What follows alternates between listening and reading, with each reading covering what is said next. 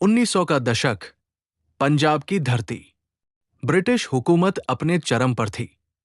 गांव-गांव किसान मेहनत करते, लेकिन उनकी मेहनत का फल अंग्रेज सरकार और जमींदार लूट ले जाते।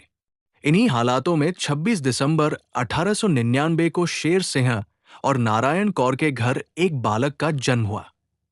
ये जगह थी सुनाम, जिला संगरूर, पंजाब।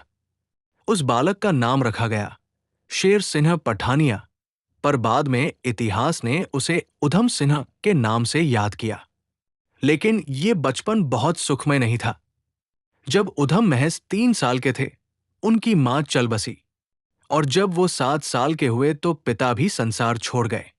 छोटी उम्र में ही सिर से माता पिता का साया उठ गया।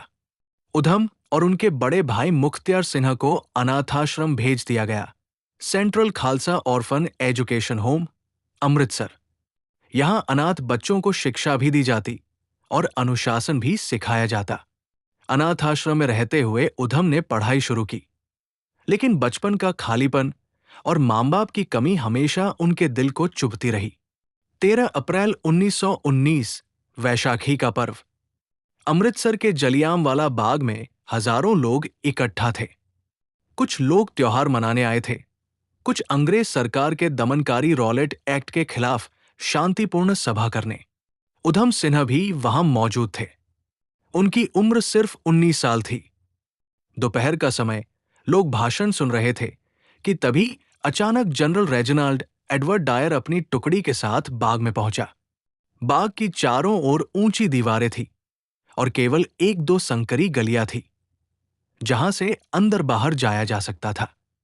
डायर ने बिना चेतावनी दिए आदेश दिया, फायर, और फिर गूंज उठी गोलियों की बरसात। बाग में चीख पुकार मच गई। लोग भागने की कोशिश करते, लेकिन दीवारें ऊंची थी। कुछ कुएं में कूदे, कुछ पैरों तले कुचले गए। सरकारी आंकड़ों में कहा गया कि लगभग 379 लोग मारे गए, लेकिन असल में संख्या 1000 से अधिक थी। उधम सिंह अपनी आंखों से ये नरसंहार देख रहे थे।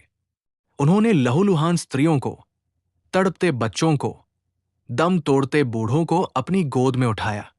उनकी आत्मा जल उठी। उधम सिन्हा के दिल पर यह दृश्य आग की तरह अंकित हो गया। उन्होंने उसी दिन प्रण किया, इस कत्लेआम का बदला लूंगा।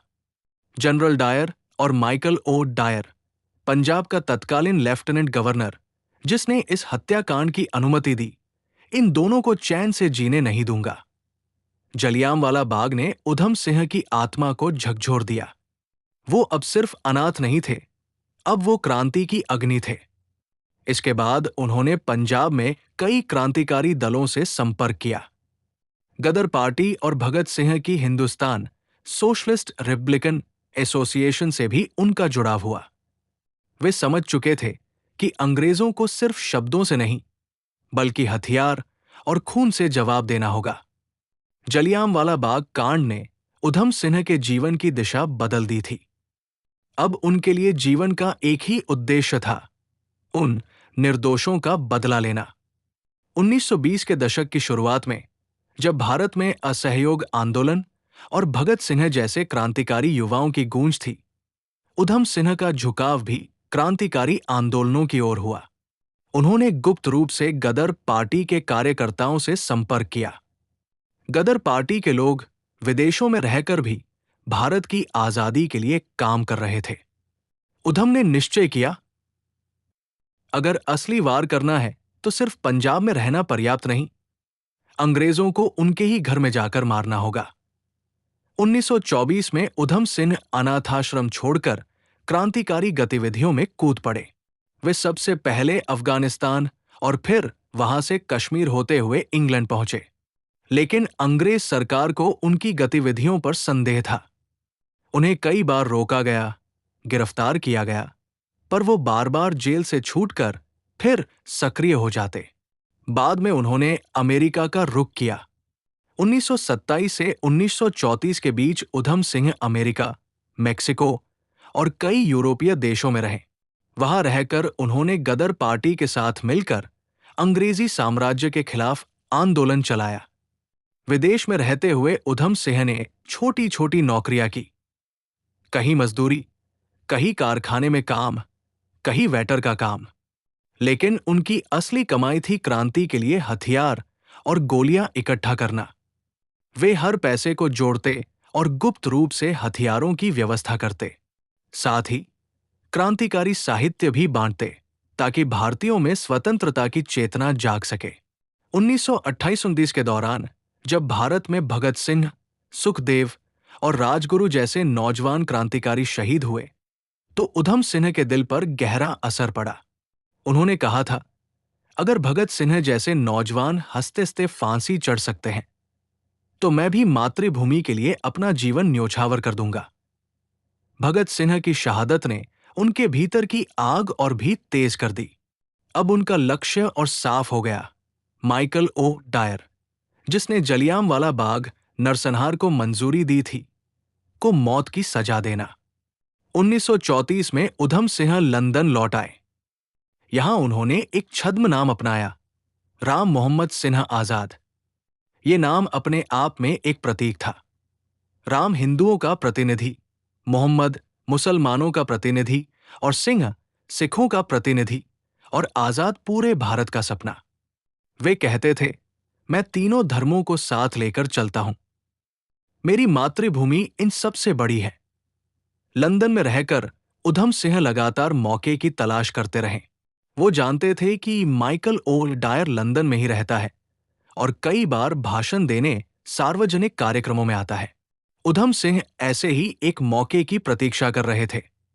वे शांत, संयमी और धैर्यवान बने रहे। दिन रात बस एक ही ख्याल, 13 अप्रैल 1919 का हिसाब 21 साल बाद भी बाकी है, लेकिन अब ये पूरा होगा। 1934 से 1940 तक उधम सिंह लंदन में रहे। वे साधारण मजदूर, बढ़ी और यहां तक कि टैक्सी ड्राइवर बनकर भी काम करते। लेकिन इन सब के पीछे एक ही मकसद था, माइकल ओ डायर को सजा देना। वे अक्सर ओ डायर के कार्यक्रमों पर नजर रखते, कई बार नजदीक आए, लेकिन मौका नहीं मिला। उधम सिंह बहुत धैर्यवान थे। वे जानते थे कि ये काम जल्दबाजी से नहीं, बल्कि सही वक्त देखकर करना होगा। लंदन का कैक्सटन हॉल, जहां ब्रिटिश सरकार के कई बड़े नेता और अधिकारी एक सभा में जुटे थे। इस सभा में पंजाब का पूर्व lieutenant governor sir Michael O'Dwyer भी मौजूद था। उधम सिन्हा भी शांति से वहां पहुंचे। उनके कोट की जेब में छुपा था एक छोटा रिवॉल्वर। सभा चल रही थी, लोग भाषण सुन रहे थे, और जैसे ही कार्यक्रम खत्म हुआ, उधम सिंह धीरे धीरे आगे बढ़े। फिर अचानक उन्होंने रिवॉल्वर निकाला और सीधे माइकल ओ डायर पर गोलियां दाग दी। 2 गोलियां सीने और सिर पर लगी। ओ डायर वही ढेर हो गया। पूरा हॉल चीखों से गूंज उठा। लोग भागने लगे, लेकिन उधम सिंह शांत खड़े रहे। चेहरे पर अजीब सी तृप्ति और संतोष था। पुलिस ने तुरंत उन्हें गिरफ्तार कर लिया, लेकिन उधम सिंह न डरे, न भागे। उन्होंने कहा, मैंने वही किया जो सही था। जलियांवाला बाग में हजारों निर्दोषों का खून बहा था। ये उसी का बदला है। उन्हें अदालत में पेश किया गया।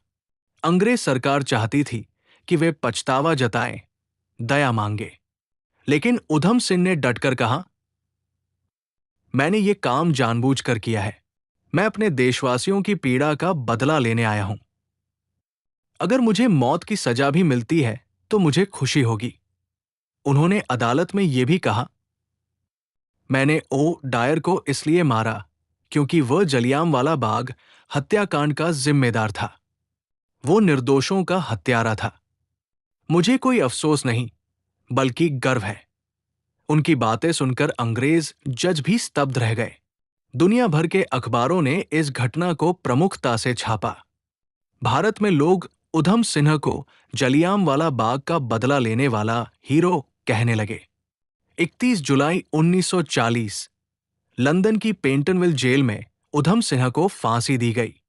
फांसी से पहले भी उनके चेहरे पर मुस्कान थी। उन्होंने कहा था, मुझे मौत का डर नहीं। मेरी जिंदगी का मकसद पूरा हो गया है। अब मैं हजारों शहीदों की आत्मा से जाकर मिलूंगा। उनकी शहादत की खबर भारत पहुंची तो पूरा देश शोक और गर्व से भर गया। लोगों ने उन्हें शहीद ए आजम उधम सिंह का दर्जा दिया। उनके पार्थिव शरीर को 34 साल बाद 1974 में भारत लाया गया। पंजाब की धरती पर जब उनकी अस्थियां पहुंची तो लाखों लोग उन्हें श्रद्धांजलि देने उमड़े। सरकार ने उन्हें राष्ट्रीय वीर की उपाधि दी। उधम सिंह का जीवन हमें ये सिखाता है, न्याय के लिए इंतजार करना भी वीरता है। अगर संकल्प अटूट हो तो वक्त चाहे जितना लगे, मंजिल जरूर मिलती है। असली देशभक्ति केवल नारों से नहीं, बल्कि त्याग और बलिदान से होती है। उधम सिंह हमेशा के लिए भारत के दिलों में बस गए। उनकी कहानी हर भारतीय नौजवान को प्रेरणा देती है कि अन्याय के खिलाफ आवाज उठाना ही असली जिंदगी है। धन्यवाद।